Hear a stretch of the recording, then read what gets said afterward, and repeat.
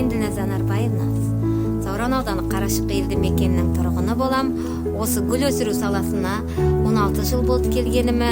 1000дан астам гүлдү өсүрүп, шет элдерге экспорт кылып отурган жайым бар. Мен элимиздин эртени үчүн аянбай кызмет этем.